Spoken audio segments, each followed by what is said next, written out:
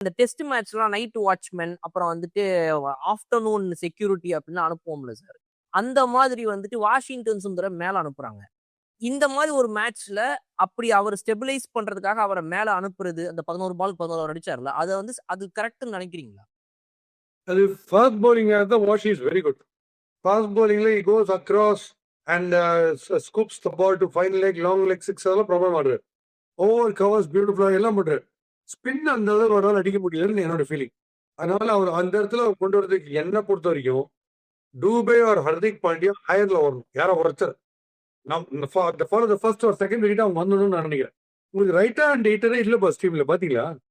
அந்த அது ஒரு attack which will suit for right handers to hit sixers or boundaries. அந்த மாதிரி ஒரு ரைட் ஹேண்டர் இல்லை. இப்போ என்ன ஆகுது, எல்லா டீமும் 2 கண்டுபிடிச்சிட்டாங்க. ஏகப்பட்ட லெஃப்ட் ஹேண்டர்ஸ் இந்தியன் டீம்ல இருக்காங்க. ஆஃப் ஸ்பின் எடுக்கலாம், ஸ்லோவா போடலாம்.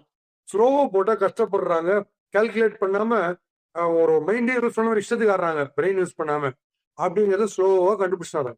ஸோ இப்போ எல்லாருமே இனிமே பாருங்க, முதல் 6 ஓவர்ல அதையும் மீறி ரபடா ஒருத்தர் தான் நான் ஃபாஸ்டா போடுவேன், டூபேக்கு ஃப்ரண்ட்ல போட்டு 6 கொடுப்பேன் அப்படின்னு பிடிவாதமா இந்தியன் டீம் ரபடா வண்டி தான்.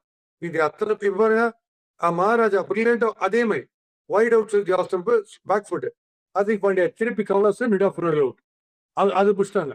ஸோ எல்லாருமே அவங்க நம்ம பிரெயினை வச்சு டெரிஃபிக்கா ரீட் பண்றாங்க. நம்ம என்ன பண்றோம், என்ன நம்ம வீக்னஸ்ன்ட்டு.